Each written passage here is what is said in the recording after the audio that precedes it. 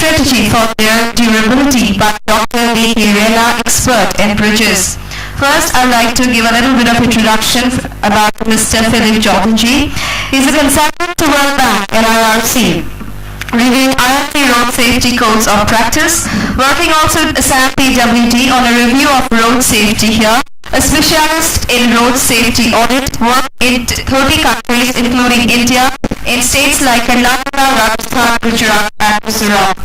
Then we have Sri R.K. Jayaji. He's a former Chief Engineer Haryana PWD. He joined the Punjab Irrigation Department in January 1966. Later on, he served the Haryana Irrigation Department for 2 years. Sri Jay remained in Haryana PWD till retirement. He is responsible for construction of Morney Hill roads, Mini Secretariat at Jin and Faridabad. Sri Jay was a deputation on government of Iran from 1918 to 1983 and is responsible for constructing 4-number jetties on river Tigris from the Baghdad to Basra. Then we have today the third expert, Dr. V.K. Rana. He's a top-class bridge engineer of worldwide fame. He's the author of 9 books and he has recently written a book, The World of Bridges. It is a pictorial journey through the history of bridge design. His brief commentary is worth reading and meditating upon. He has proved that riveting in the soul of wisdom. Here, Dorothy is already here on time. Now I'd like to call upon stage Mr. Sri R.K. Rana and Dr. V.K. Rana.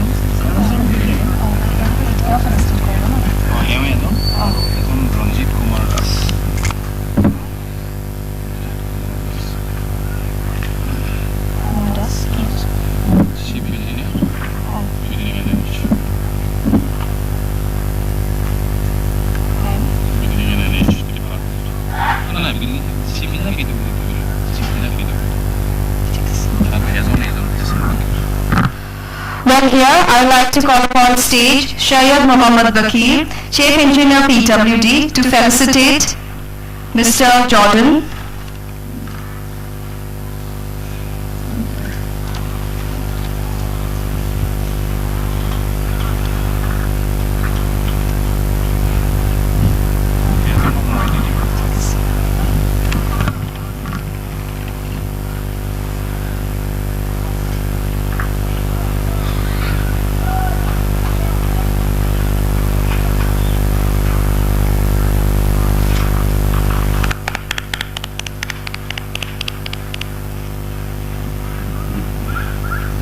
Thank you, sir. Here I would like to call upon stage Mr. Ranjit Kumar, Chief Engineer PWD, to felicitate Sri R.K.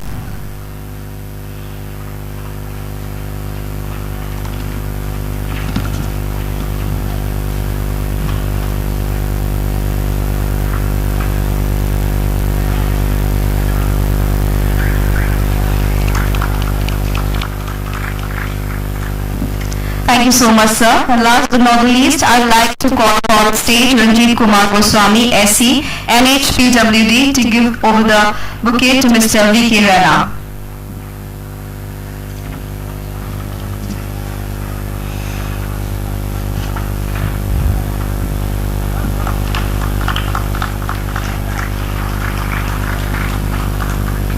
Thank you so much, sir. And now I'd like to call upon to dais Mr. Jordan to take away the expert, to proceed with the expert talk. Thank you.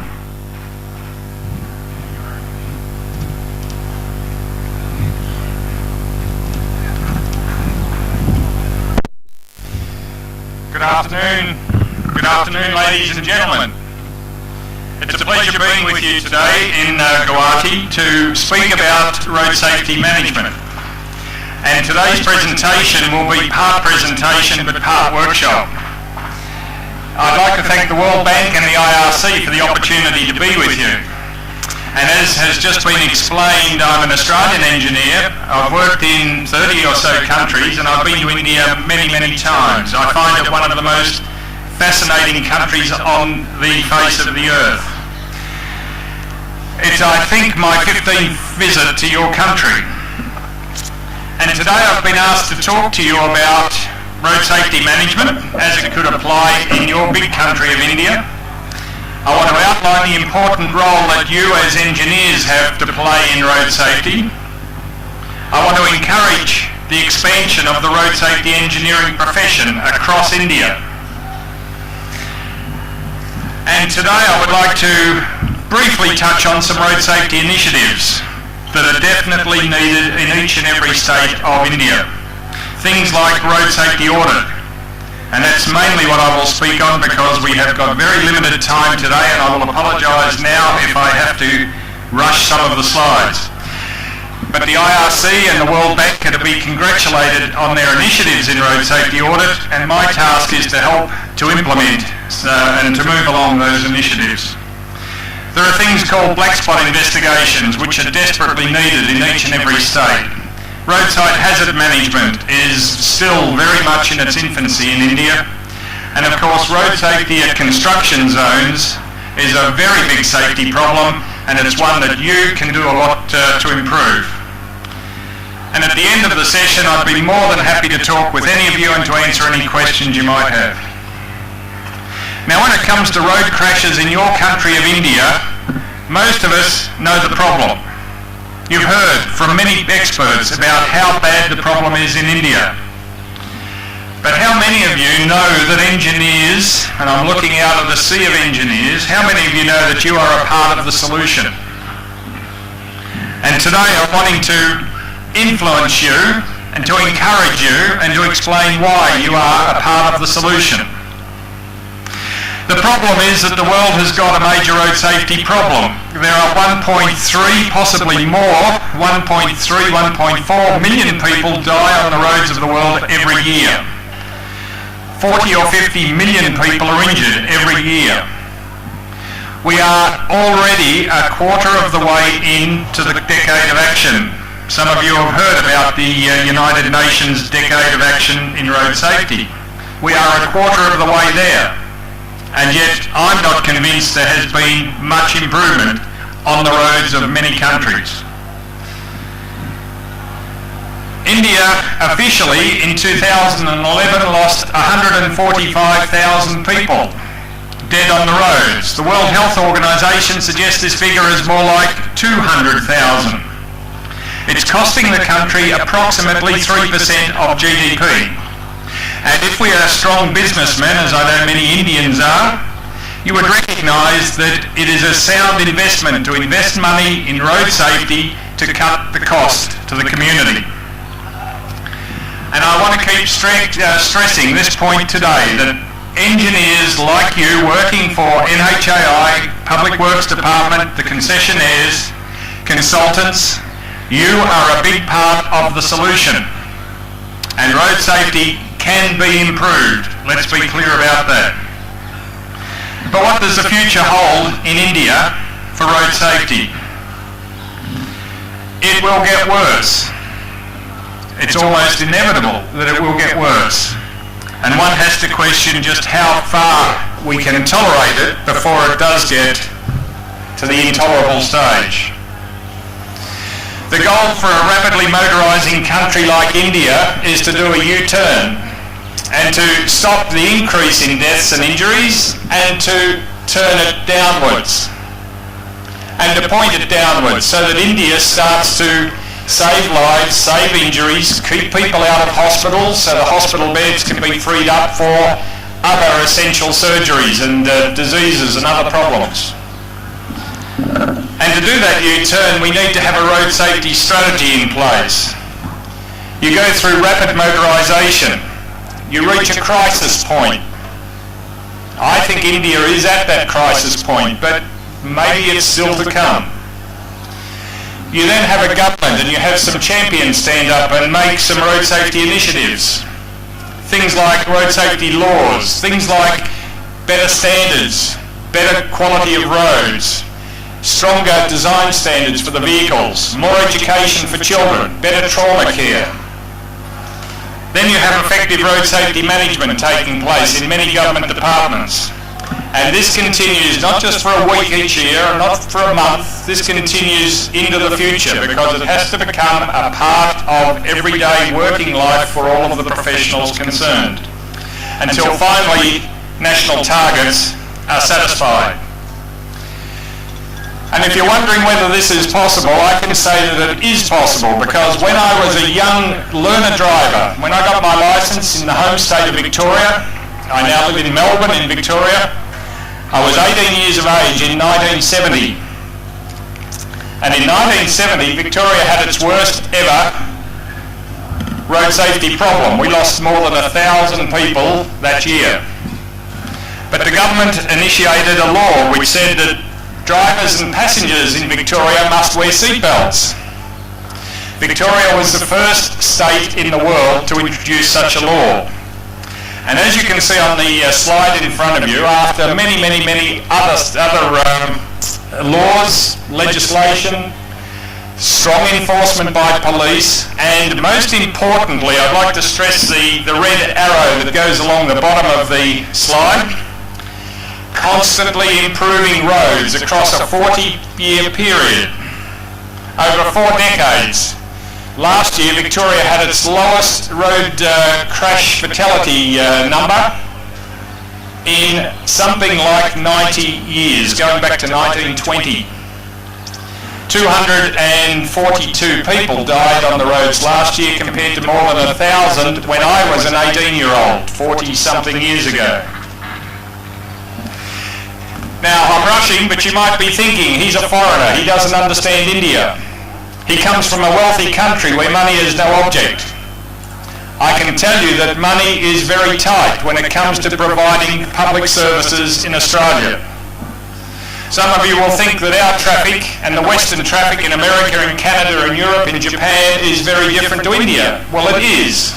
We don't have such a big mix as you do in India. Your challenge is greater in many ways, but in other ways it's also a little bit more straightforward. But over 40 years we have learnt in Victoria what works and what doesn't work. And one of the things we've learnt is that road safety engineers are a very important part of the solution. When you look around the world, there are many different roads in many different countries, whether it's China or India, whether it's Dubai, back in Delhi, whether it's a country road in Australia, whether it's here in Tamil Nadu with millions of pedestrians, Jordan, I throw that in because it's my family name, it's an interesting country, the Islamic Republic of Iran, Delhi, National Highway 2 or 8, I'm never sure which one, Indonesia.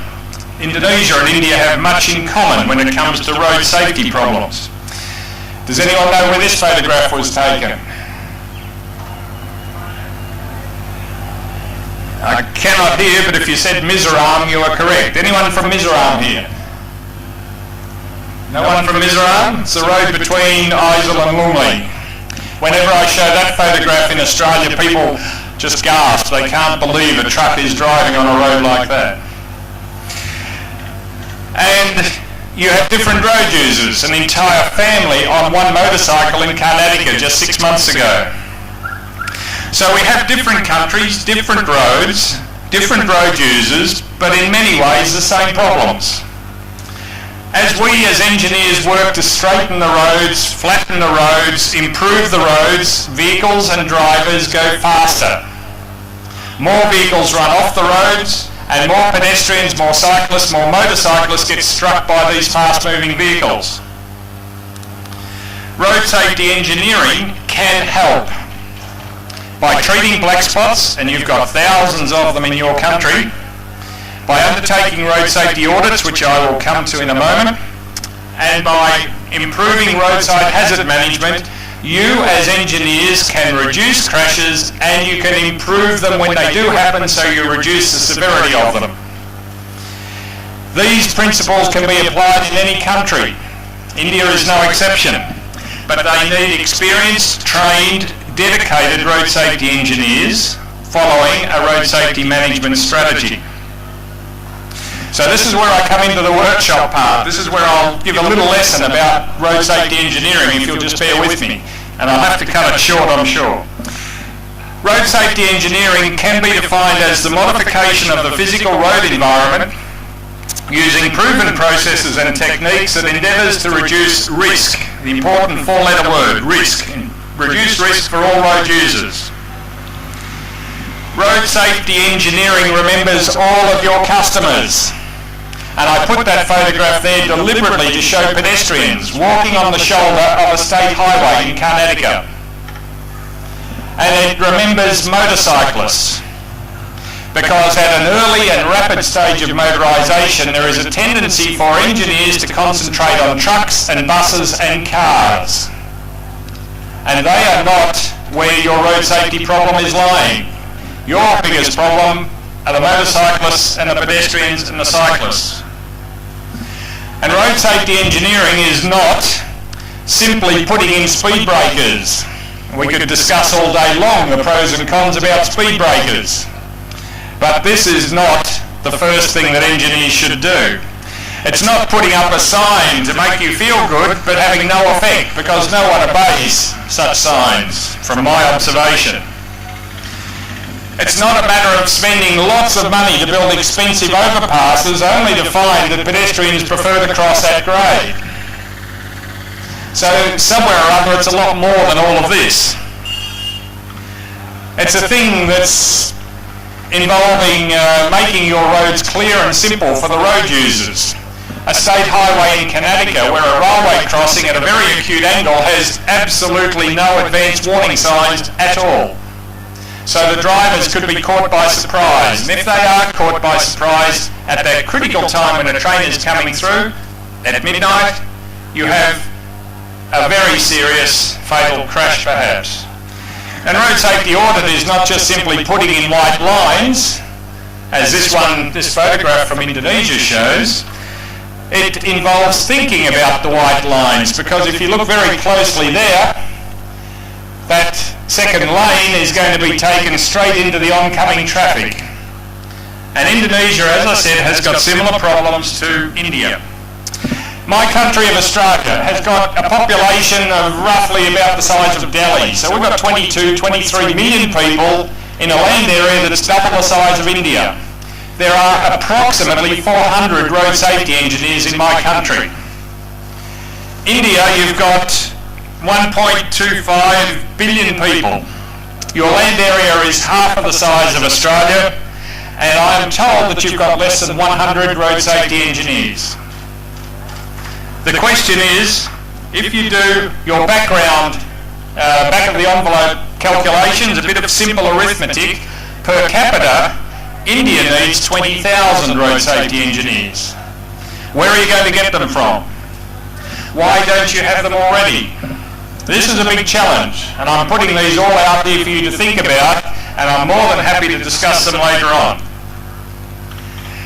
May I suggest to you that many engineers think that road safety is a police matter only. It's for the police to look after. We build good roads, it's only the fools that use them that have the crashes. Many engineers are really ignorant of how much they can do to improve the roads from a safe point of view. Universities may not be doing enough to raise awareness in this field. Young engineers graduating today may not be aware that there is a profession called road safety engineering. Some engineers think road safety is dealt with in 1 week of the year, last week, and they simply think that by putting messages out on signs that they have done enough. And young engineers are not seeing perhaps a future that is out there in road safety engineering. Now it's time to change this. India needs more dedicated road safety engineers, and they need to be in every public works department, in every state, in consultancies. In fact, some smart consultants will be branching out into this field in a big way. You can have a long career ahead in road safety engineering if you choose. And this needs to change not just in your country, but in many of the other countries where I work. And it will change when there is greater recognition of the importance of the road in road safety. Some of the workshops I talk about putting the road back into road safety. It needs more university courses on the topic. It needs promotional opportunities within government departments for people who specialise in road safety engineering. Of course, it needs more dollars, it needs more people, it needs updated codes from the IRC, and this was why I was involved last year with the review of IRC codes, and we have recommended a series of codes on road safety engineering. It requires technical workshops and training for specialists, demonstration projects to improve your highways and to just demonstrate to others what can be achieved. And this has been done in many ways in other countries through these various things, and I'll be very brief. Road safety audit, which is about crash prevention. Black spot investigations, which is about crash reduction. Improved roadside safety and safer work sites.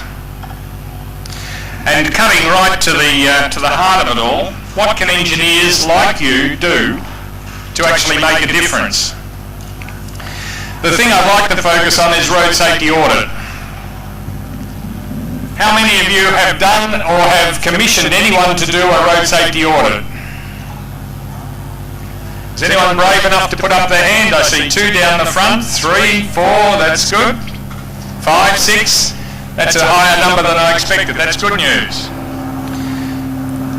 I'd like to suggest to you that for those of you that haven't done audits or haven't perhaps been involved in audits, that you think about what it's defined as. And a road safety audit is defined as a formal examination of a road project in which an independent and qualified team of people reports on the project's crash potential. That's the Austroads definition. IRC has a slightly different one, but very similar. And when you look at a photograph like this, you see a bridge. Some of you would look and say that's a good bridge. It's got a little bit of width and it's got a good abutment there. It's got nice side rails so no one can fall over. But a road safety auditor like me would look at that and I would see risk. I would see a hazard that an errant vehicle could run into.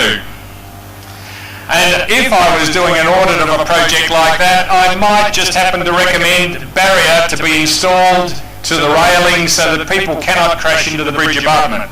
Maybe. How do we do an audit? There are somewhere between 7, 8, 9 or 10 steps depending on which country you're in. But the most important thing to do is to make sure that you select an audit team that's experienced for the job. Give them all of the necessary information. Give them time to assess the documents, go out on site daytime and nighttime, come back, report, and present you with that detailed report. And then importantly, act on the report. For all of that to happen, road safety audit needs skilled, experienced road safety auditors. Do you have enough of them in India today? I applaud the initiative by the IRC in road safety audit, and they are working towards a register of road safety auditors. Who should be on that register? What should it involve? What sort of audit training is going on in this vast country now? I can tell you that in Victoria we run 3 courses every year in a state that has a population of about 6 million people. And those courses are filled up for road safety auditors every year, 3 times a year. Every state in India, by that criteria, probably needs 10 courses every year just on road safety audit. And I suspect at the moment there are ad hoc courses held intermittently. So my work with the World Bank is to revise the audit code of practice, to recommend a national accreditation scheme, and to start up a national training program. And I welcome your views on those matters afterwards. I'm possibly going to suggest that an auditor should be a person who has got completion of a recognised training course, 5 days duration, and a couple of years of practical road safety engineering experience, but I'd welcome feedback on that. And the senior auditor, the person who leads the audit team, has to do the first two, but also has got experience in at least 5 or maybe 6 audits themselves, so they've understood the process. For the workshops, 5 days duration seems to be the favoured length. It needs to introduce the audit process. It needs to have technical topics. It needs to have case studies where the attendees go out to the site and do an audit and learn by doing. And it needs lots of discussions and interactions. What projects should be audited in India? Maybe the ones which are shown in this particular table. The ones coloured green are the ones that I suggest should be audited. Expressways should be audited at every stage of audit. Highways at every stage of audit. MDRs, the major roads, the rural roads, perhaps at a couple of stages. These sorts of policies are matters for state public works departments and for the National Highway Authority of India. And we're getting close to time, I think. But road safety audit may be the only time that road safety is explicitly considered in a road project. It's a small part of the costs, less than half of 1%, and there are 5 studies around the world which I will rush through in world record time. One in Surrey which showed positive benefits, one in the UK for the TRL which showed average savings if sites were audited, one in the country of Jordan which showed a first year rate of return of 120%, and one in Denmark that showed an even greater percentage increase, first year rate of return 146%.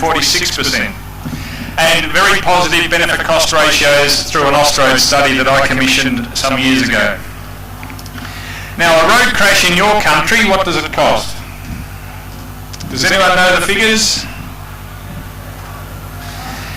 According to the World Health Organisation, they say that if you work it out 70 times the GDP per capita, it comes out at approximately 6.25 million Indian rupees, 115 or so thousand US dollars. That's what every death is costing, and an injury costs a quarter of that. If you add up 200,000 times that, you've got a very large cost which needs to be addressed. So in summary, road safety audits are low cost. They've been shown in 5 studies around the world to produce high benefits. They are things which engineers in your departments are responsible for.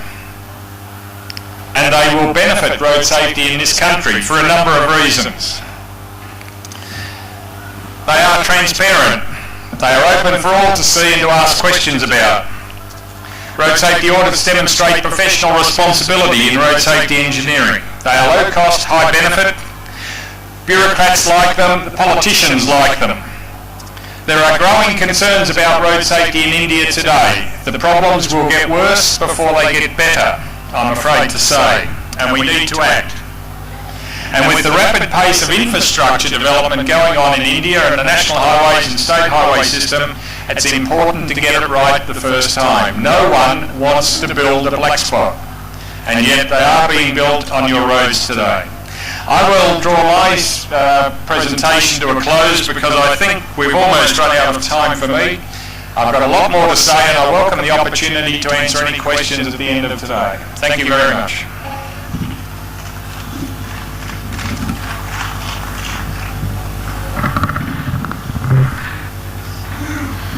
Thank you, Mr. Jordan. Now I'd like to call upon stage Shri R.K. Jayanti, where a robot pavement protective strategy collaborative research by Mr. R.K. Jayanti is expert in rigid pavements.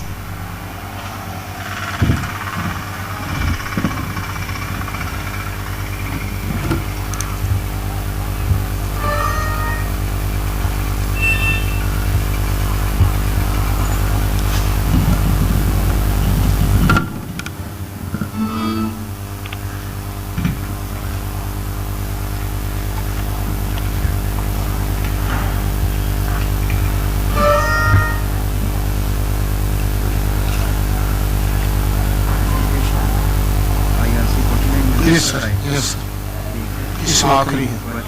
हाँ ठीक है, इसको इसमें download कर लो, इसका देना है। हाँ हाँ, ये लाइट लगती है।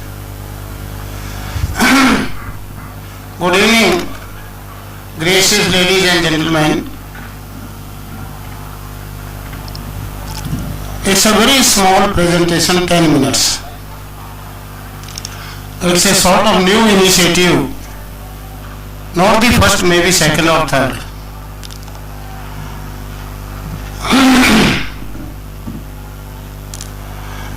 This presentation is just like a commercial break between the two big presentations, the road safety and bridges.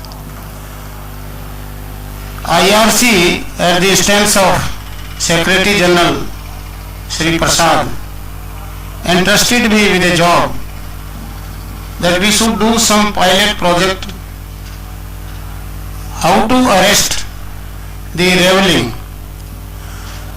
Reveling in a bituminous pavement is just like when I get some toothache, if I do not get it checked up and fixed up, it will develop into cavity. Possibly root canal treatment will not do and the tooth may have to be taken out. This is what the Japanese expert of JICA, who was honored yesterday by IRC, he told us when we had this presentation. A very small effort with the help of Haryana PWD. First of all, I want to thank Sri Mahesh Kumar, our engineer in chief, who is not here, and the top team of engineers, Mr. Dilbag Danda, Mr. Rahul Singh, and our friend from CRRI, Dr. Sitaraman Nezilu. We selected this stretch near Delhi from shooting range to Surajkund and did this experiment. It is so simple, but it needed to be introduced. Sir, kindly see this surface very closely. It has started reveling. It's a premise carpet, maybe 2 years old, and we wanted to arrest that. So through these slides I will show you the condition of reveling, the procedure being carried out, and the results. This is only 3.5 months old. Very initiative. This is where I am pointing out to the reveling. This was done, sir, on 10th of October 2013. This is another view. This figure shows how much away it is from the edge. Reveling, another view in the central portion of the same road. Another view, it has just started. Very close view, another close view, 0.6 meters. Still closer view. You will see, sir, it is mostly in the wheel track and in segments. Somewhere it is there, somewhere it is not there. It may be due to inadequate rolling or mix, whatever be the reasons, but this has just started. It was just after rains.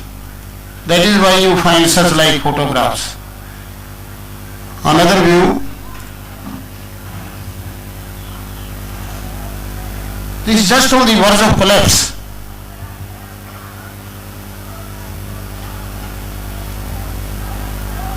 This is a quick photograph where fatting and reveling they are together. Left hand side, the bitumen has come up. Right side, you find it is very hungry. Reveling in wheel path. Mostly it is in wheel path. 1 meter away from the edge.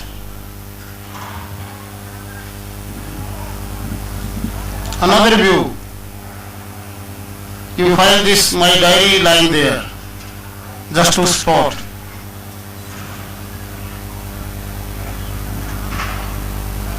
This one.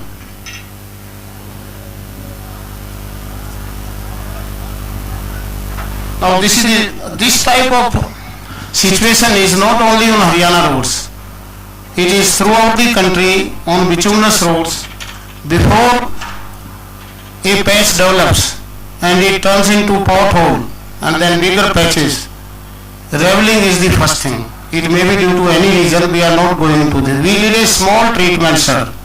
CMA also participated. Cement was given by CMA, Ultratech cement. It is cement OPC and sand passing 600 micron C. Passing 600 micron C. They were mixed in equal proportion. The water cement ratio varies from 0.6 to 0.8. It was broomed in.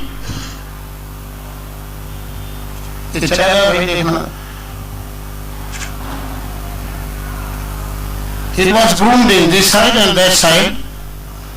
The PWD builders, they broomed it in. It is seeming haphazard. It was leveled. I don't have those slides. Another slide. That fellow is washing it with water and then water was removed. Now this is after 3 months. We inspected it. In whole of the reach 180 meters long, right from border of Delhi, Haryana up to the some 5-star hotel, not a single grain of aggregate has come out. Another view, this side.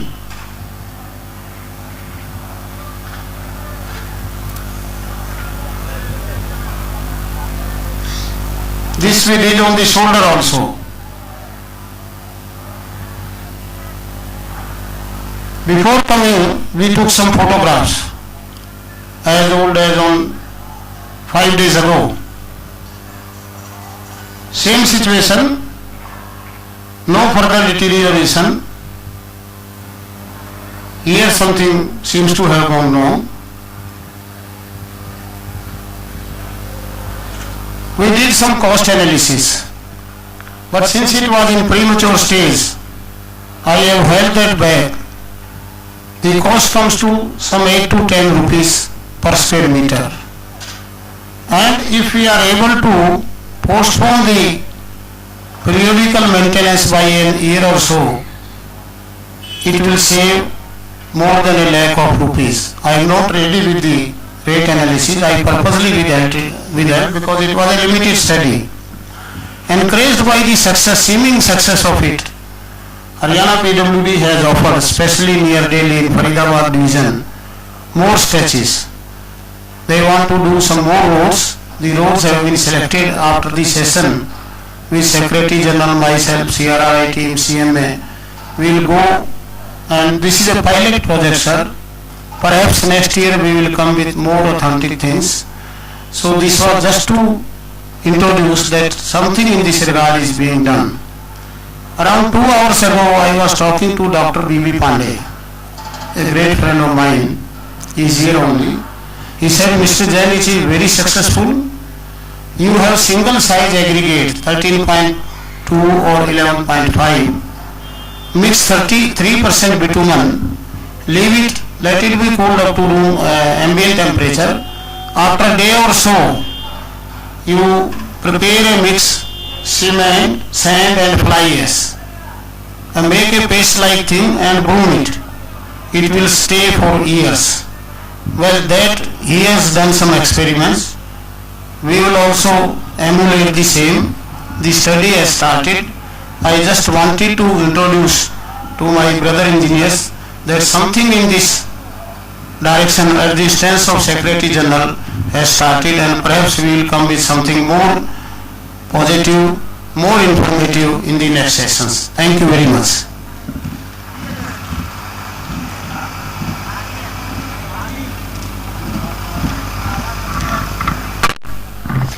Thank you, Shri Anand. Now I'd like to call upon stage for expert talk on guidelines for design and construction of mega coastal sea links in India and strategy for their durability by Dr. V.K. Rena, expert in bridges.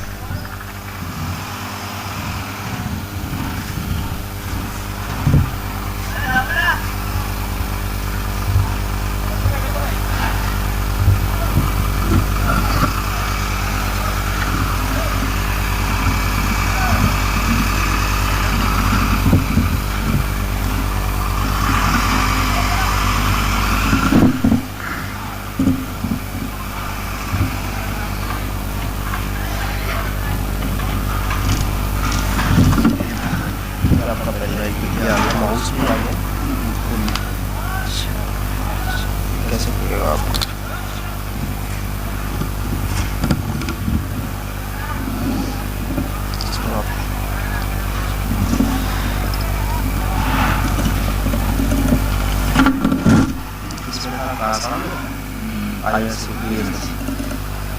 Okay. ये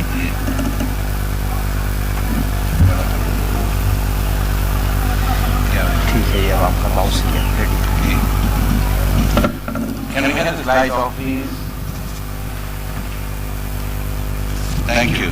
And please don't switch it on. I don't want to repeat that.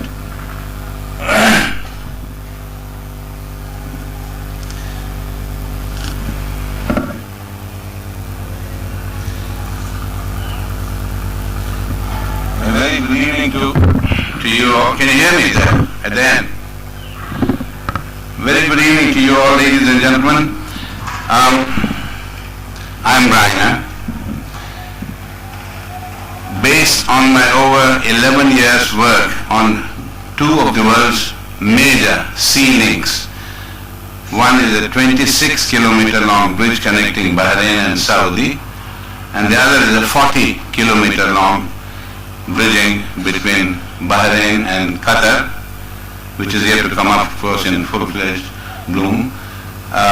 The IRC wanted me to prepare a document, if I could, to try and underline what are the possible guidelines for the design and construction of mega coastal sea links for the Indian waters, and develop a proposed strategy for durability of such sea structures which sit in the sea, and therefore they are faced with heavy attacks from the pollutants like sulfates and chlorides and mollusks. And about, see again the light has come up. Can you please for God stop this light?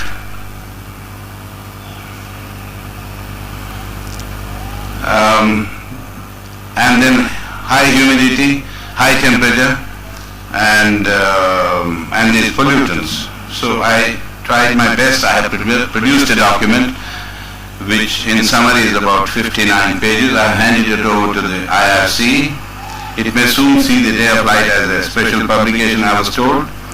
And here I am to introduce this document covering these two important subjects. One is the guidelines for design and construction, and second is the strategy for durability in the sea surroundings under high temperature, sulfates and chlorides and mollusks, and high humidity.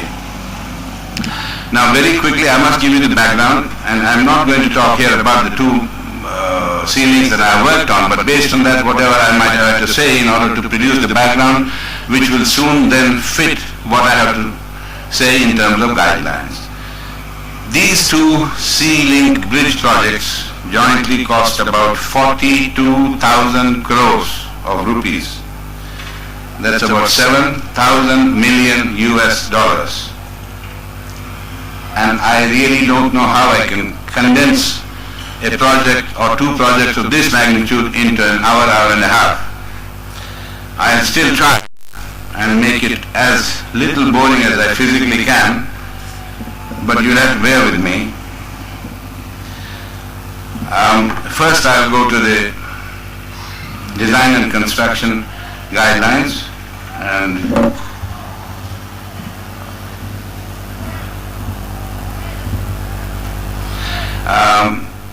I think since the time is short, and I don't want to make it like a long lesson, which will be boring at the end of a long day for you, let me talk extempore and then show you some of the, or first I'll show you some pictures and then talk extempore, because that will make more sense.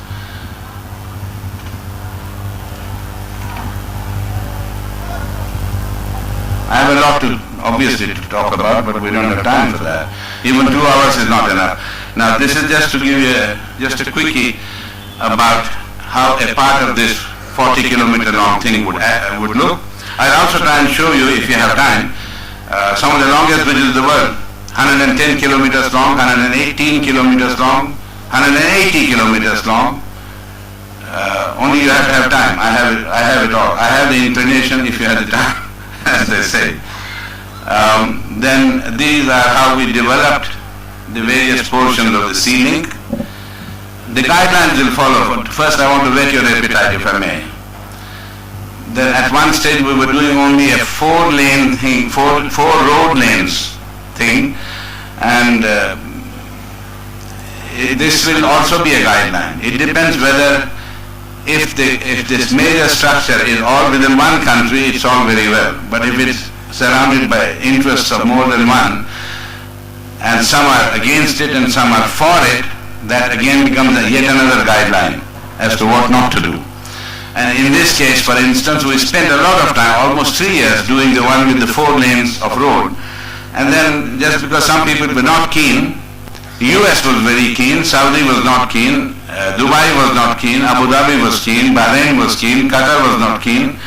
So they said, no, let's add 2 tracks of train as well.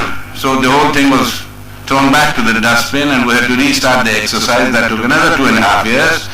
And in this picture I'm trying to show you a quickie of all the 6, 4 lanes of road and 2 tracks of train.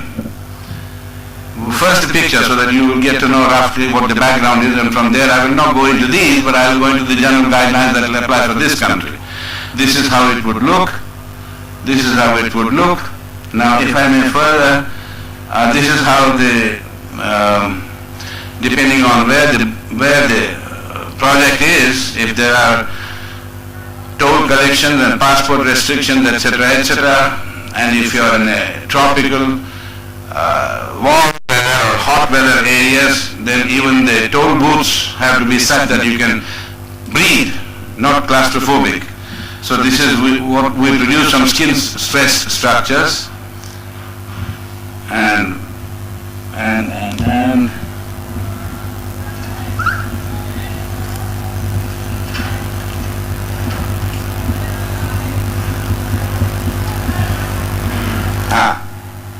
and before I was also, I'm sorry I have to say this, but I was also invited by China.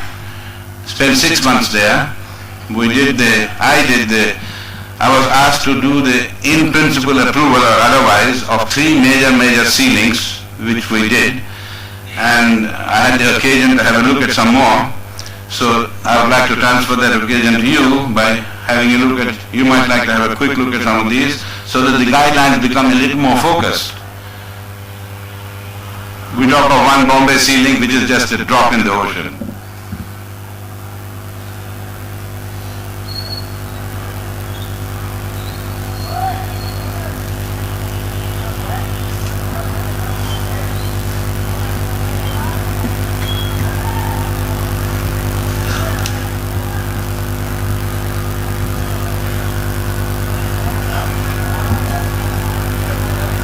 The big one.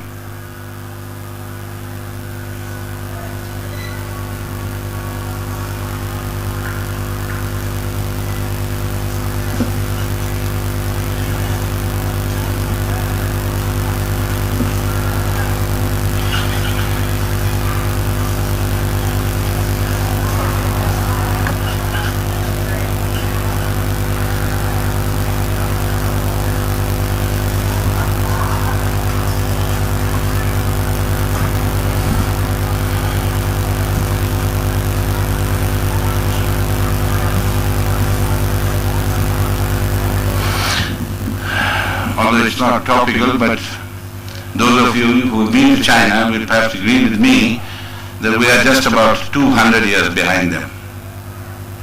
Facts must be accepted. Now, having seen the background, I'd like to quickly translate them into what the guidelines could be. See, first of all, one of the most major. Thank you. Now please, for God's sake, now don't disturb my talking. The first major thing we have to worry about in such sea structures in tropical waters.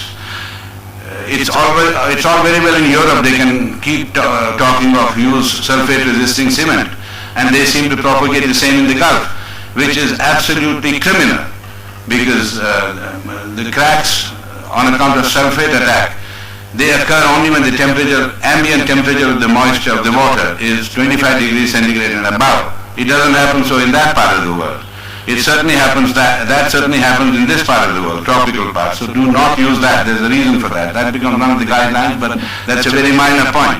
The major point is we have to worry about the fact that there is the possibility of sulfates which will enter through the crevices of concrete using moisture as the vehicle, go react with the C3A content, tricalcium aluminate content of the cement, which is all over the place, form sulfur aluminate crystals, which require a lot more volume. The concrete is already hard, it doesn't allow the space, therefore it breaks. So the cracks are caused, and the more the cracks, the more the intrusion of the sulfates, and the cracks go on growing. Likewise, the chlorides, the chloride ions also travel through the pores. They go and land in the concrete in moist conditions, in humid conditions. They go and land themselves on steel, and you have higher proportion of ions of chloride here and lesser concentration here, and lesser there and higher there. So between higher potential and lower potential, you set up millivolt currents, you get a voltaic cell action, and you know what happens in that. The plate is corroded. Now corrosion here means rust. Rust actually means ferrous oxide, which is an unstable compound that becomes ferric oxide, and that color, we know what the rust color is, but that color comes from, it travels through 3 different colors, blue, believe it or not, it goes from white to blue to green to red. So you have to worry about chloride attack, which is very highly abundant in such waters, extremely highly. In fact, I remember there was one reinforced concrete structure built just offshore from Abu Dhabi, and in 6 months' time, the chloride action, it required $116 million just for refurbishing it. And in these weathers, there are also things like what looks fashionable, cracks. Everybody talks cracks. Cracks are of 1,000 types, and they occur at different times. One has to know which type of crack to look for at what time. For instance, from the 29 bridges of Dammam interchange, because of something which may look small, is extremely high, and that is called plastic shrinkage. $116 million had to come out of the contractor's pocket because he couldn't take care of plastic shrinkage, which is basically abundant in the surrounds. And that occurs simply because the rate of surface evaporation is faster than the rate of bleeding, and the top surface tends to dry, therefore tends to shrink. Being plastic, it has no strength in shrinking, therefore under tension it cracks. The cracks open from top, go down, descend downwards. They stop further propagation only when the concrete sets, and in the meantime the damage is done. And that in between the cracks you can take a core and find the concrete strength is very good, but these are a number of rocks put together. There is no structural homogeneity. The structure monolithicity is gone. So things like these we have to worry about. Then comes my friend called mollusks, the pivots. These are basically living organisms. They abound in these waters and under these temperatures, and they have a very heavy appetite for life. They have been known to create holes, bore holes of up to 1 inch diameter, 6 inches deep per year, and hundreds and thousands of them, so that very soon you are left with a matrix of the structure, not the structure anymore. So what kind of aggregate, coarse aggregate, should be used for portions which are submerged and which go up to the splash level? So that becomes another guideline. That's not the end of it. Then comes the other thing, that being a sealing,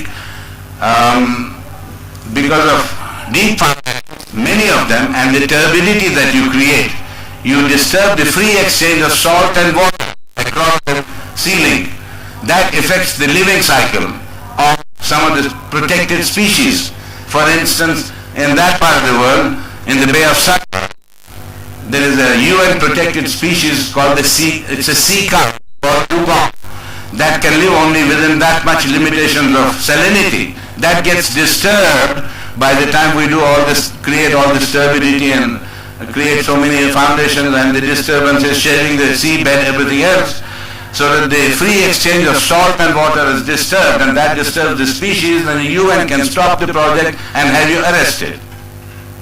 And not only that, then these deep foundations can also interfere with subaqueous utilities. They can also interfere with subterranean aquifers carrying natural water, which is important for certain countries. Then there is above all the business of there can be coral reefs, which are again protected species. You have to change their alignment to see that they are not disturbed. And last, if not the least, is the driver.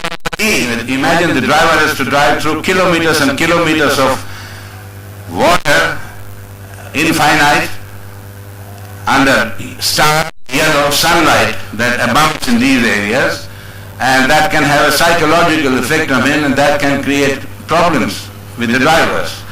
So these things have to be looked into. So forget that part. Well, anyway, these things can happen.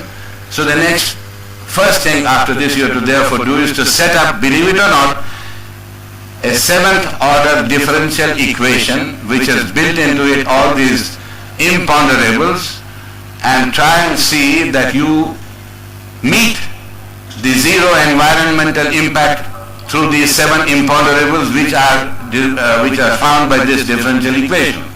And by the time you try and settle one imponderable, the other fellow shows the red flag. You settle two of them, the other three show the red flag. So solving this differential equation is not easy. And we have to take the assistance of some mathematicians for doing this. And some environmentalists. These are the problems that especially abound for these major coastal, mega coastal ceilings. Then that is one part. Having done that, of course the driver fatigue you can avoid by giving large radius in-plan curvature so that the driver has to keep on remembering, has to keep his eyes open in order to drive right. But that's not the end of it. What do you do then? So the first thing you then have to do, which is again a guideline, is to select a corridor about 15 kilometers wide by a length equal to the length of the proposed length of the ceiling, whatever that may be. It may be 20, 30, 40, 50 kilometers or 180 kilometers, and then do multitude of air sockets in order to try and fix the best alignment visually first. Go back to the differential equation, try and see what best suits it.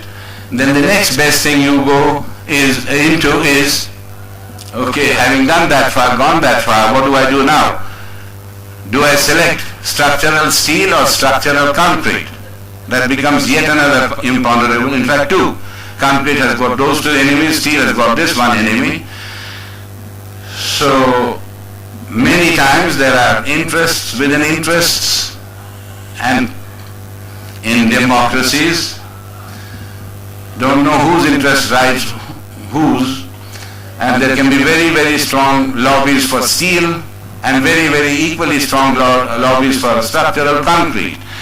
Now, just a point in case, we suffered a lot because the big boys, the Krupp of Germany and the US Steel and the British Steel, these three, they ganged up together and went to the chief sheikh, convinced him, and he would say, no, do steel. Now, you can't do steel just because somebody wants it, you're responsible for the job. The only way we could get out of this, interestingly, was when I put my foot down and I said, okay, if it's got to be steel boxes, fine with me, but you will have to ensure that each box is permanently, perennially and full-time, humidity controlled, 24/7, every week, every month, every year for the next 125 years of design service life. That's when the penny dropped. They could not assure that. So then you go to something else, and that is called structural concrete. And obviously the guideline again. These are all guidelines. Now structural concrete, fine. Which one? Reinforced or prestressed? Obviously prestressed. Fine. Prestressed is fine. But cast in situ or precast? Obviously precast, because working with concrete in open sea is foolish. You will never be able to do the hard, good quality control and quality assurance first and quality control later. So okay, it's got to be precast, prestressed concrete. Then in order to have minimum casting in situ in the open sea, what the hell do? You want to go for the longest piece that ever could be lifted. So we went around, we said we'll take a piece equal to the length of the span. That's a huge piece. Fine. Length of the span, but how much is the span? So immediately you first go to the foundations, because depending on whether the foundations are deep and hence difficult, in which case you go for longer span, and vice versa. So the first thing you then do is physically the geotechnical investigations. Now, we have found both in China, here, as well as whatever I have been able to lay my hands on, in most of the cases of coastal sealings, that's the key word. You get reasonably good rock foundation wrong at a depth of about 25 to 30 meters below MTL, mean tide level. Now, if the foundation depth is only of the order of 27 to 30 meters below MTL, that's not a deep foundation in terms of oceanic structural sense, which means relatively short spans, again in terms of oceanic structural sense, which means roughly anything between 45 meters to 65 meters span. So we did we did it, but forget what we did. In terms of guidelines, one has to do the soil investigation. Then, and I'm saying this extempore, because if I go into these slides, I'll never finish until midnight. So we did the soil investigation, or you have to do the soil investigation, and when you discover that the foundation depth is not going to be more than about 25-27 meters below the MTL, so you say it's not deep foundation, so you can go for reasonably short, relatively short span, which is 45 to 65 by whatever standards. Now, which one should we select? That's again a guideline. So that will depend on how much draft you have through which you carry the precast piece of that monstrous weight sitting on a Goliath crane with its 2 feet in 2 bars, and the bar needs a certain minimum effective draft. Now the draft changes from location to location. If it's a major ceiling extending to over 20, 30, 40, 50 kilometers, you obviously are not going to build the structure from one bank, one end. You're not going to build it from both ends. You're going to build the structure both ends plus at least from 3, 4, 5, 6 landing points in between its whole length. So the selection of the landing point becomes another imponderable for that impact environmental impact equation. And then the strategy, the fact that you have to bring in some materials, some by air and some by bar. So where should the logistics require you to locate those landing points? And the location of these landing points also has a bearing on that seventh order differential equation. Once you have done all that, and let's say we select some points, some landing points, then you have to know what is the depth of water between each landing point to the center line of the bridge. Why? Because it is along that you will be taking this huge big piece and wading through the waters, transporting it. Now, seas might be deep, but coastal seas are not very deep. And you'll be surprised, in some places it is the shortness of depth that is more problematic than bigger depth. Why? On an average, if it's about 5.5 meters depth of water, which is undulating, we work backwards. You have to work, let me change the tense. We have to work backwards. Why? What do I have to do? If the minimum is about 5.5 meters, you allow for the undulations of the seabed and the vertical clearance to the keel, and for the splash zone which is going to hit the boat. The effective draft you are left with is only about 2.8, 2.9 meters. So from here we work backwards, that if you have 2.8 meters effective draft, what is the maximum precast weight that you can carry through it, wade through it, taking into account the weight of the Goliath crane and the 2 bars in which its 2 feet sit. So that came to about 1,600 tons in there. That will come to about 1,600 tons everywhere where this is the case. So anything between 1,200 to 1,600 tons is the weight of the single precast piece that you're to be talking about. So then we go back, we say we wanted to try 45 meter span module, 50 meter, 55, 60, 65. So we said, okay, you have to decide what you want to do. what we did or what we will do or what I will do if I am given the job for the Sri Lanka thing, that although we know structurally speaking anything beyond 3 or 4 spans of continuity doesn't render any good to the structure in terms of saving in moments, but it does help a lot in terms of rideability, reducing the number of bearings, reducing the number of expansion joints. So we decided after a lot, each one of these points is perhaps 3 months' work, you believe it or not. So we decided to go for a stick, so you can go, that's a guideline. I keep changing my words. You decide to go for maybe 5 to 6 span continuous box structure, but not fully continuous. You build a span, come on. What happened to this? Okay. You build one piece which is equal to the length of one span, but not from pier to pier, one pier to adjacent pier, no. From mid-span to the adjoining mid-span. Then that becomes a double cantilever, like a butterfly. That becomes easy for me to construct, that becomes easy for me to organize when I bring it wading through the waters and cross-connect by continuity cables in the middle of the sea. So that piece could go up to 1600 tons, can go up to 1600 tons. So we worked that backwards. We did the 6-span continuous pre-stressed concrete box girder design based as a semi-continuous structure, because as I said, mid-span to mid-span portion was free, statically determinate. Then it became continuous only for subsequent blows. We worked this out in detail to find out what the weight of that fellow would be between the mid-span to mid-span portion, the double cantilever, the butterfly. That for the case of 50 meters comes to about 1600 tons. That would suit 2.8 meters effective draft. That would suit the minimum water depth if we had, into the seabed ambulations and the clearance to keel, etc., etc. So that's how we decided the superstructure. The next thing was, what do you do for the substructure? That too has to be precast. So in that we have the foundations and then the piers, abutments of course. So first the foundations, very quickly I'll go through this. I know it, but you can see what all has gone into it. Can I have some water, please? Excuse me. So, where was I? Right. So now comes the foundations, comes the piers. Thank you, my dear.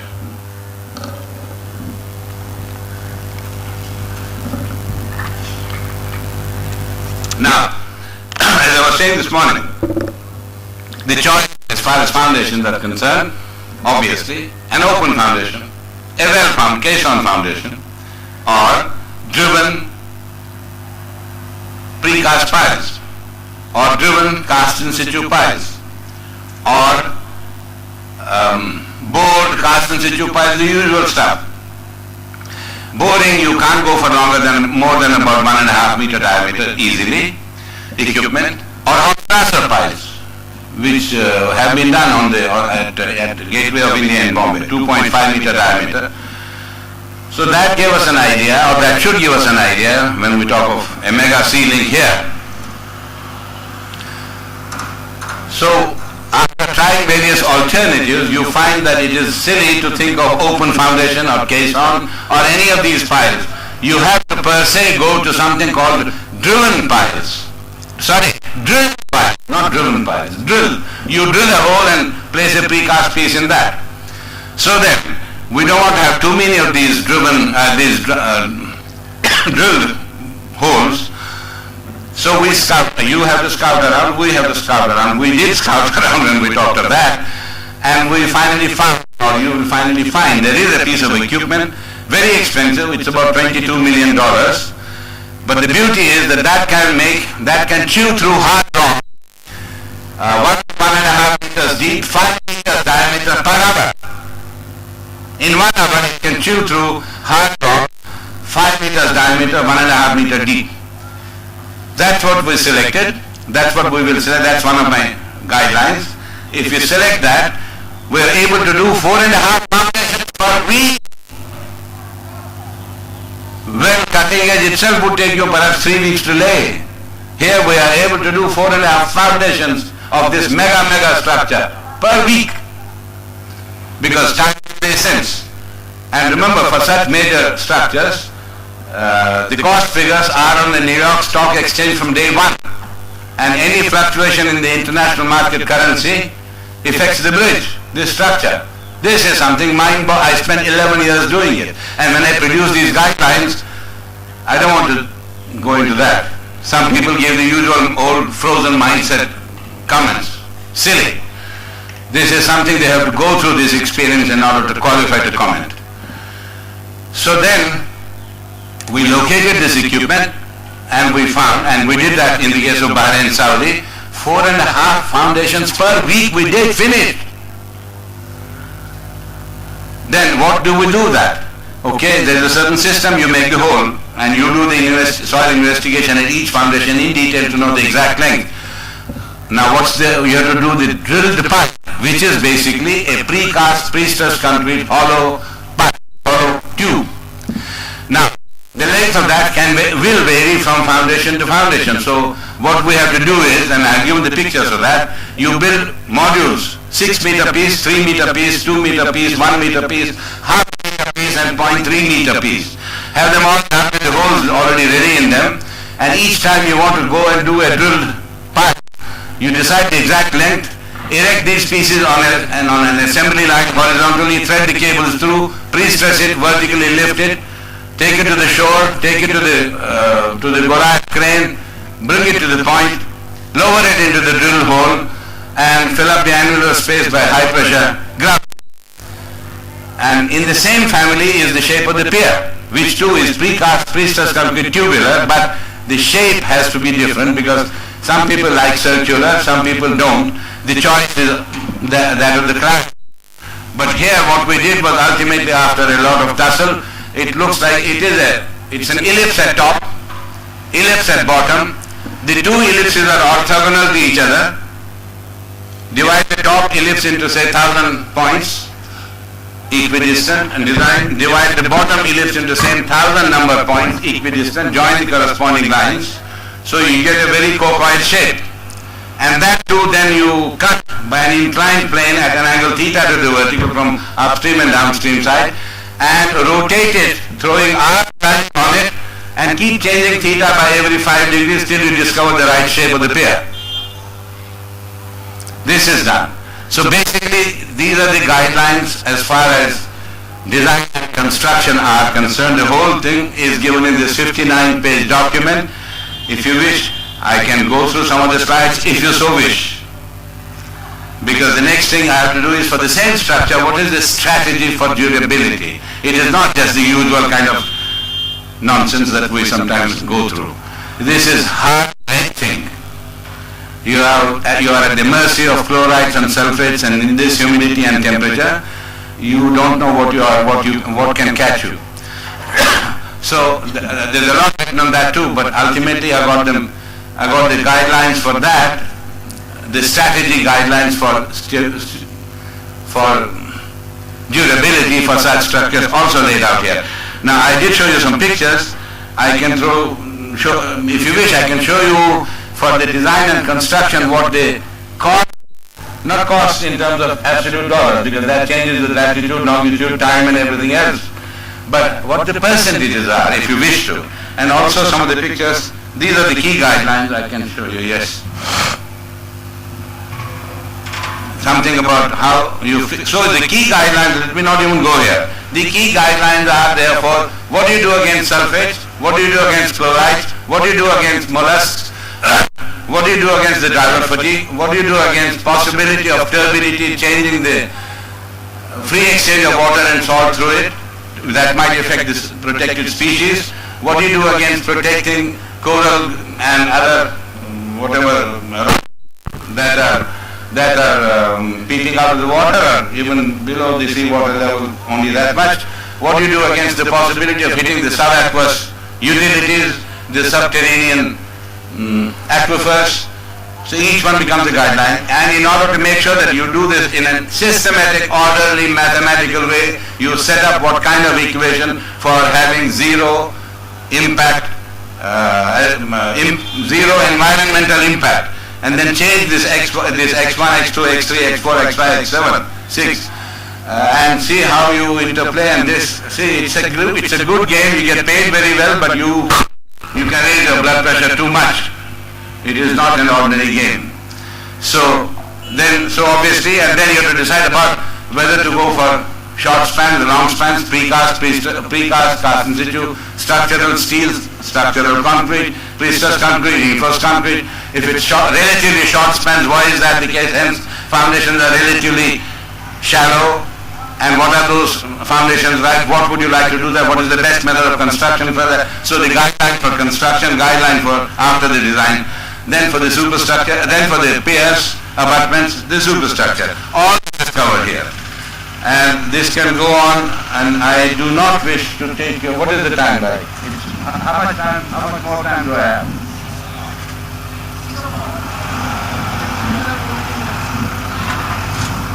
Okay, that's a pity. This kind of structure, 42,000 crore structure. You should spend 6 months with me. Is over up to 6. I'm sorry, I will not finish in 10 minutes. Thank you. I will see. Let me decide that. So, now, what's wrong with this? There you are. This would be how, if you're carrying this double cantilever butterfly from midspan to midspan, weighing about 1,600 tons on that Goliath crane, sitting on the two barges, wading through the waters where the effective draft is of the order of 2.8 meters. And these are the details about how the utilities are to be carried through, how the pre-stressing is to be done, all precast. Everything has a bearing on everything else. This goes on. And then at the end of 6 spans continuous, how do we make one fellow sit on the top of the other through this articulation system? Articulation system is not easy to design. I know it has been almost given up here. That's simply because people don't know how to design it, not because the system is wrong. And we have done it. Go and see the bridge. Go and see this Bahrain, Saudi.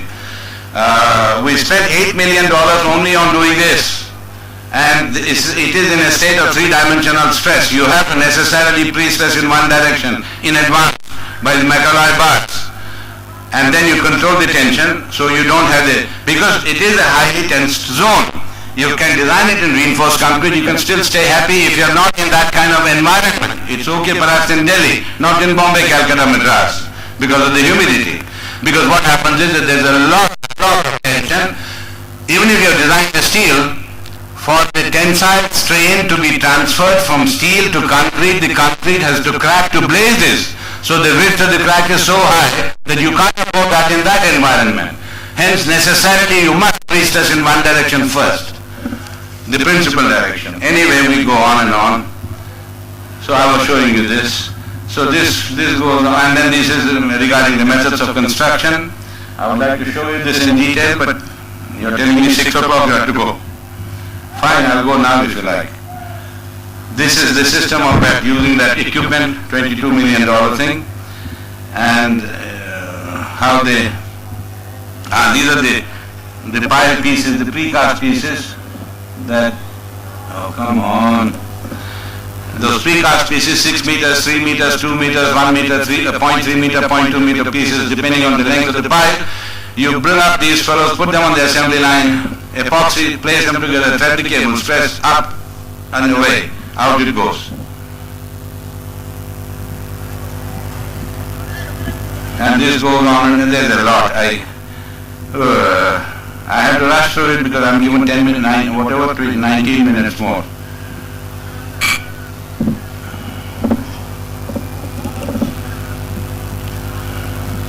Then there's a lot about the contract. What kind of contract? Is it a DPSB? Is it a FIDIC Red Book? Is it, does it have to be EPC, turnkey? What kind?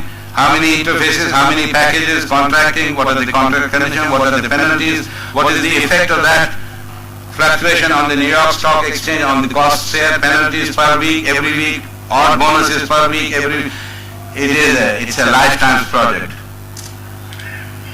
And I was very happy when at least the Chinese recognized.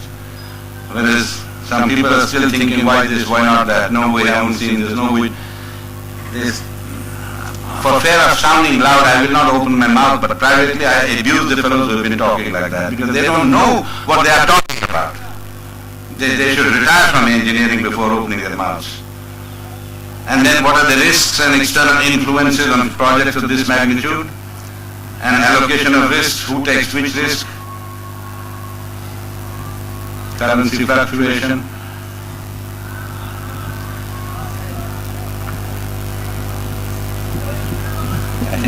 Rush. I wanted to show you one which would give you an idea about how the costs in terms of percentages.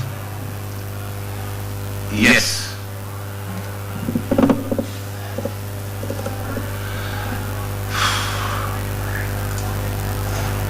The approximate price weightages, this is important. Assuming aggregated length of the offshore bridges is about 25% more than the aggregated length of the offshore bridges, etc., etc. I will not go into that. The main items of work, they are in the red, and the ones in black are the subsidiaries to that red. The main items are in this, if I can show you, like general, but its breakdown are these. Now if I go back, general, out of the total cost of the project, which is 100, the preliminaries, which comprise general and temporary works and site facilities, major construction equipment and miscellaneous, whose individual backgrounds are this, are 9 and 14 and 38 and 33 and 6% out of 100% of preliminaries, but the 100% of preliminaries is 18% of the total cost.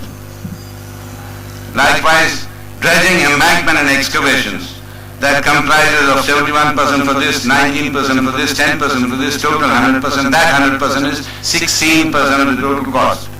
And it goes on, structure of bridges, 25%. And mind you, you will soon see that the contractors' overheads and profits amount to 23%. For a major bridge of this type, the contractors' overheads are almost equal to the cost of the bridges themselves, because you have to follow fit it to the limit. Not the way we later on graduate into doing arbitrations for never ending. I have seen that, that is disgusting the way it is here. Structures, interchanges only 1.5%. There are 12 kilometers of interchanges at the two ends of can be at the two ends of this project particularly. And then you have contractors' overheads and costs, which include the detailed design, supplementary, geotechnical investigations, surveys and investigations, bonds, insurances, testing, commissioning, defects, liability, staff salary, contractors' margin, 21%. The cost of bridges is 23%. Adjustment for escalation, I think it is gone. This, adjustment for escalation and so, cost is 100%. Then operation and maintenance, how much does that cost, and this goes on. Now at the end, before I go into the other one, which I will not take too long for, I would like to show you 10 of the longest bridges in the world, most of which are ceilings. This is the Runyang Bridge, China, 35 kilometers. You don't have time, so I will skip. This is Hanzhou Bay Bridge, China, 36 kilometers. This is the Yangchun Bridge, China, 36 kilometers. This is the Manchac Swamp Bridge in the United States, 37 kilometers.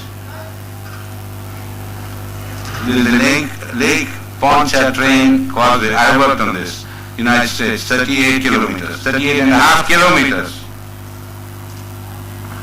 Then the details of that. Beijing Grand Bridge, China, 48 kilometers. Bangna Expressway, Thailand, 54 kilometers. This is Wainan Waihe Grand Bridge, China, 79.7 kilometers. This is the Tianjin Grand Bridge, China, 114 kilometers. Where are we? We keep talking about sand and coarse aggregate and layer thickness and cover all the time. 202 council meetings have gone in already. Danyang Kunshan Grand Bridge, 165 kilometers. Okay, this is the one that I wanted to show you. This I will close. Thank you, thank you.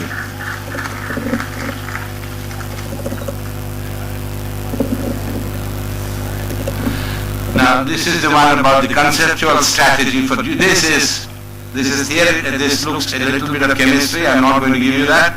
There's a lot of practical detail here, even including the chamfering of the corners, what that does in order to prevent the humidity sticking around. There are too many mosquitoes here. So this is an absolute gold. You have to read it quietly if you're interested. But I will go through a summary of some of the strategies for the durability. For concrete structures in India, seawaters afflicted by humidity, high temperature, chloride, sulfates and mollusks. So this goes on like any other. You don't have time, so I will skip. But this gives you have to read. At least for God's sake, give some credence to my 11 years of tapasya. But if you go to 104,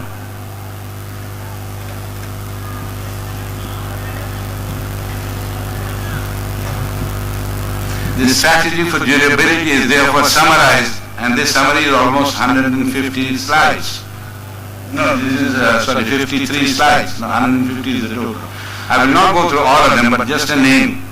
The strategy for durability I have explained as to why, how and what in detail, fully in keeping with not disturbing that 7th order differential equation and the 125 years of design service life. Design life is different than service life. So which one? What are those? And these are the ones. About the type of concrete, alternative use of stainless steel, what you do in the splash zone, what covering you coat with what, you don't coat with what, abutments you do with what, piers you do with what, splash zones you do with what, underwater you do with what, and about the steel, and about this coating of steel with epoxy, this has failed. We should not go for that. In fact, there are some states in the US which have banned it. Even this morning I was seeing somebody talking about doing that. It has been banned in some of the US states. So do not please fall for it. There is nothing better than HPC, high performance concrete, which we can do very safely. Indians do excellent work given the chance. And that is good enough. There is no need for these fancy stainless steels and all. In some parts of the world, yes. Like the Middle East, they have all the money. We pay for that and they use the stainless steel. So you don't have to go for that. What do you do for the cover? What do you do for the chamfers? What do you do for the corners? What do you do for the aggregate gradation? What do you do for the finest modelers? What do you do for water? What do you do for the controls of the combinations of various components of cement, components of water? It's not enough to say potable water. Potable water means what the humans can drink. We can drink salty water, but the concrete will not accept potable water, therefore, just potable. There are 155 maybe points for the strategy of durability for a structure in sea, and they're all here. This goes on and on. And there is this one, something very special which I don't know whether we have ever used in this country, called the controlled permeability form liner. It's only a formwork, but this makes sure that the top 4 to 5 millimeters of concrete cover, the extreme bit, is extremely dense, so dense that it won't allow any penetration, any ingress of chlorides. The advancement of chloride thrust is completely immunized by this fellow, the controlled permeability form liner. This goes on and on. Which kind of aggregate must you use against mollusks that have the habit of eating through limestone? And we had to, just for the information, we had to bring limestone 700 kilometers by barge in order to see that the mollusks wouldn't hurt. And this goes on and on, selected strategy, multi-stage barriers, what do you do for superstructure, future cathodic protection, that's all talk, that doesn't work. Not in major sea structures, it won't work. It's all right for pipelines on the ground. Protection against mollusks, what you do, in design, what worries you have to take care of. And this goes on and on. There is no, it gives you what are the various types of admixtures, dosages, which are different than the regular orange book thing. Concrete composition, then various grades of concrete which has to go where, in the submersible portion, in the splash portion, in the blinding layer, and in the portion above in the superstructure, in terms of concrete class, in terms of maximum water cement ratio, minimum cement content, coarse aggregate content and type, and maximum this, the details are plenty for each. That's why I always request, please do not call me unless you give me minimum 2 to 3 hours to talk. I am not a 20-minute man, because we go into too much detail and we get ulcers and we enjoy that. And this goes on and goes on forever. It will tell you, oh, you have to go through it. If you have time, I'll go through it all, but you don't have time. Even the temperature, this goes on. I think I will.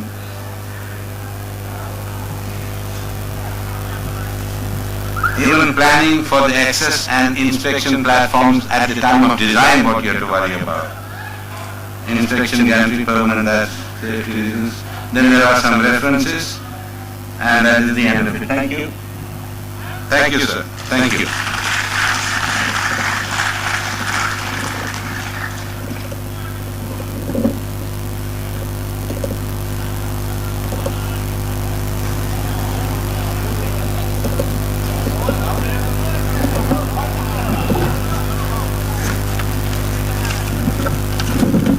Brought as a backup in case this fellow will miss you. Now we have come to the end of our talk expert session. Here I'd like to call on stage Sri Chief C.C. Bhattacharya, former Director General, Road Development and Additional Secretary to the Government of India on dais, to present the memento to our experts.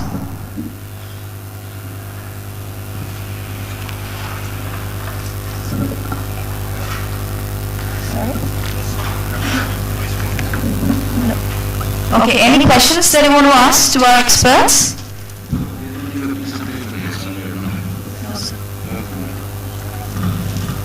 Yes, there is a gentleman. I request him to give the mic.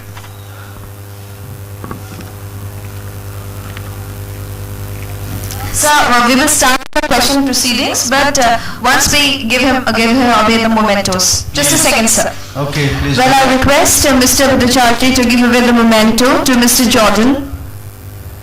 Will be presented by IRC and PWD. Next to Sri R.K. Ramji.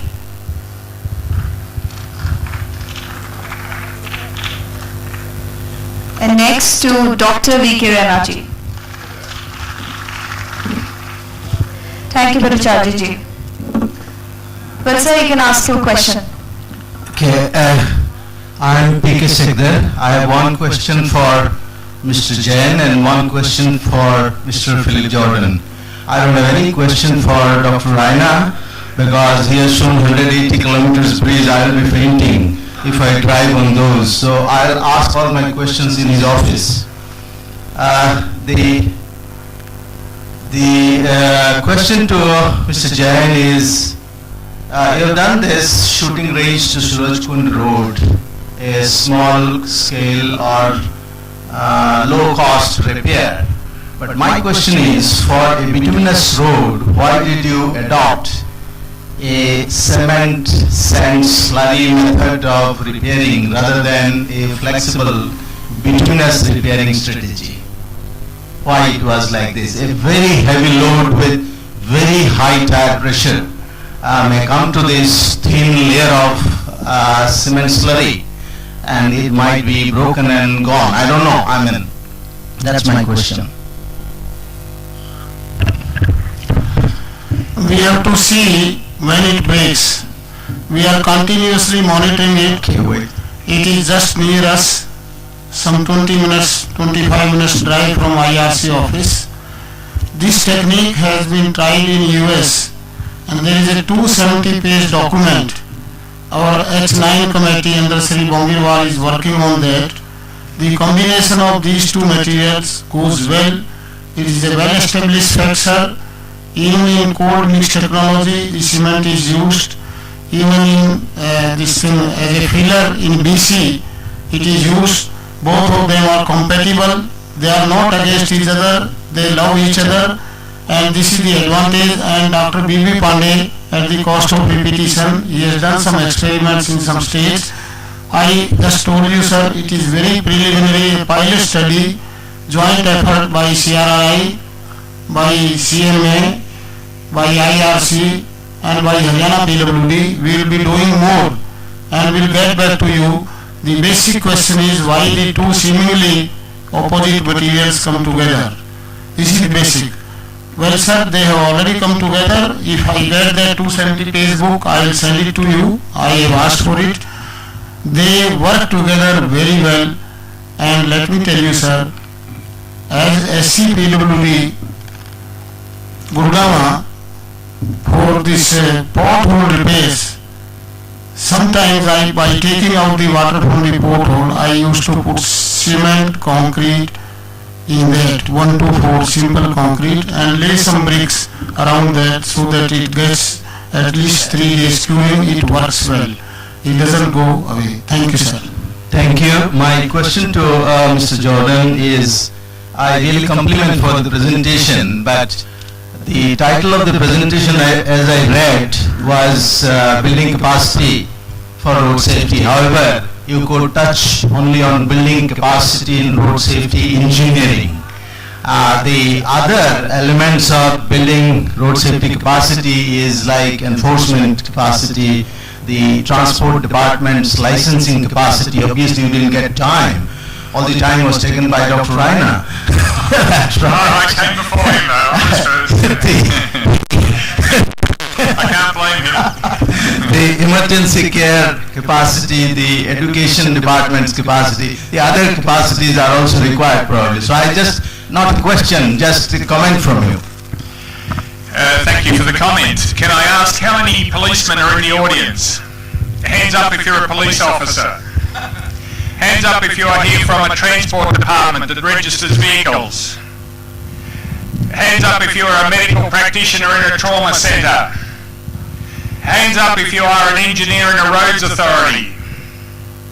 That's my answer. And like Dr. Raina here, I was suffering from shortage of time. I would like to have 5 days to speak to engineers only.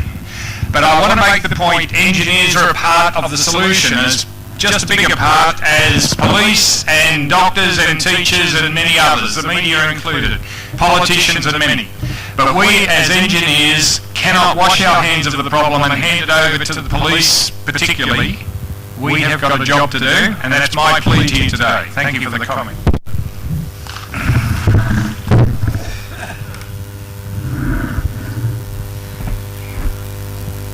Hello. Sir, I have got a small request for Dr. Raina. Ramchandani, Joint MD, MSRDC. Sir, we have completed one part of the ceiling, as you know, between Worli to Bandra. Sir, here I am. We have completed that part, which is about 5.6 kilometers long, and next part of that same ceiling, extension up to Warsaw, that we are now planning. We will be the first in the country who will be actually planning such a ceiling of about 14 kilometers length and designing it, and this guidelines will be of immense help to us. So I would like to request you to kindly guide us while planning such a design, planning and designing of this particular ceiling that we are now going to take up very shortly. I will, time permitting, because when I am here, I am yours. For a prize. Yeah, that's there.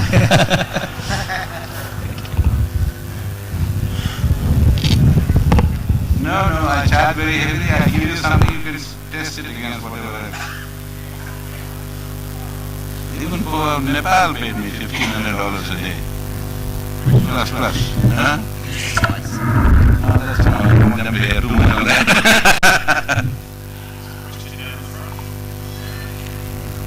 Yes, sir. Thank you, sir. Yes, sir. My very good old respected, very heavily respected friend. Since nobody is asking questions, I am taking the liberty of speaking 3 or 4 sentences on the subject of road safety. I have worked on that subject for about 8 years. I was a member of the Planning Commission committee on the subject. There are two cardinal facts. If engineers are to be made to respect that aspect. First, sadly, very sadly, I would say that no engineer would pay any attention to that subject unless somebody very near or dear to them suffers in a road accident. And second fact is that they must feel that their boss considers this subject as important. Engineers get fired for potholes on the road, but they don't get taken to task for accidents on their road. Till these two things happen, you may not be able to make them to respect this subject. That is, I am speaking this after about 7 or 8 years of experience. Thank you. Thank you so much, sir. I think we have come to the end of discussions and questions. Yeah, ladies and gentlemen, thank you all of you for attending this expert talk. And now, after some time, you can enjoy cultural evening at this hall, Kaziranga Hall, and now you can proceed for high tea. Thank you so much.